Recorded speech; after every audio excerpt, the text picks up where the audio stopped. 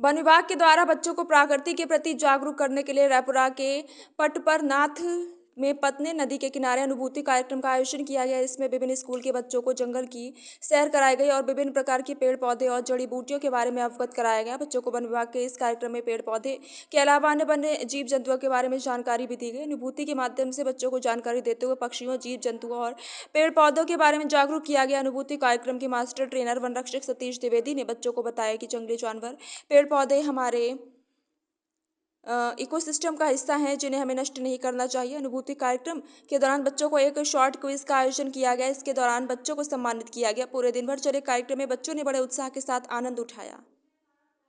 Sir, आज अनुभूति कार्यक्रम का आयोजन किया गया। अनुभूति कार्यक्रम का क्या उद्देश्य है और क्या कहना चाहिए? अनुभूति कार्यक्रम का उद्देश्य रहता है कि जो बच्चे हैं बचपन से ही उनको स्कूल के टाइम से ये सिखाया कि हमें वन की और वन्य जीव की या पर्यावरण की मतलब हमें उनकी रक्षा करनी है और सुरक्षा करनी है कि आगे जिससे फ्यूचर में मतलब कोई दिक्कत ना आए उनको, या फिर आगे कोई भी जो फ्यूचर जनरेशन्स के लिए वन रहे। जिस तरह से वन करता जा रहा है या कम होता जा रहा है, इसके चक्कर में यह एक अलग से पहल की गई है मध्य प्रदेश को विकास जी। सुबह से क्रम क्या रहा बच्चों को घुमाने का? और सबसे पहले बच्चे आए तो बच्चों को पहले नाश्ता कराया गया।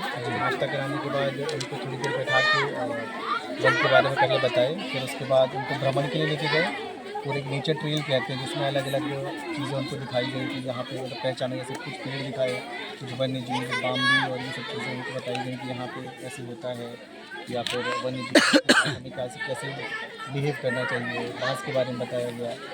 और उसके जो वन विभाग जो छोटे मोटे कार्य करता है, जैसे CPT हो गया, CPW हो गया, इस तरह की कुछ चीज़ें उनको और बताई गई, उसके बारे में जानकारी दी गई। फिर उसके बाद आए तो फिर उनको वापस जब आ गए उसके बाद उनको लंच कराया गया। लंच के बाद उनकी क्विज़ प्रतियोगिता और चित्रकला की प्रतियोगिता हुई। उसके बाद कुछ थोड़ी और कल्चरल एक्टिविटीज़ कराई गई और उसके बाद समापन हो गया इसका प्राइज़ देने के बाद जी।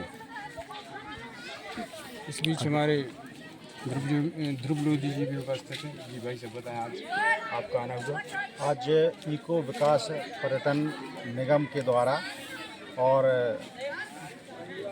वन विभाग के द्वारा यहाँ पर जो कार्यक्रम आयोजित किया गया बच्चों का, उनको एक्टिविटी के संबंध में और जो नेचर है और पर्यावरण कैसे बचाया जाए उनको शिक्षित किया गया, ताकि वो भविष्य में जिम्मेवार नागरिक बनकर वन भूमियों में जो विभिन्न प्रकार की समस्याएं आ रही हैं या पेड़ों को बचाने के लिए जो काम चल रहे हैं उनको निरंतर समझाइश दी गई, ताकि वो भविष्य में एक अच्छे नागरिक बन सकें और पर्यावरण प्रदूषण को कम कर सकें। जी सर, आपने जैसा कि बॉटनी हमको पढ़ाई है और भी अन्य सब्जेक्ट तो आपको ज़्यादा नॉलेज है, आप बच्चों को क्या संदेश देना चाहेंगे आज?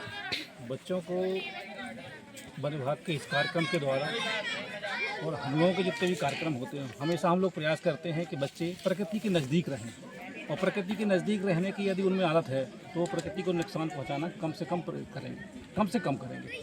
इसलिए हमें सबको बचपन में ही संस्कार डाल देना चाहिए, प्रकृति के नज़दीक प्रकृति प्रेमी बनाना है, प्रकृति प्रेमी बनाना, और जिससे हमारा पर्यावरण सुरक्षित रहेगा, वन सुरक्षित रहेंगे, जल सुरक्षित रहेगी, वायु सुरक्षित रहेगी, सभी प्रकार के प्रदूषण नियंत्रित रहेंगे। तो बायोलॉजी तो यही कहती है कि जितने भी दोस्त हैं मनुष्य के रूप में वो भले कम हों, लेकिन प्रकृति के दोस्त सबसे ज़्यादा हैं। धन्यवाद। बहुत बहुत धन्यवाद।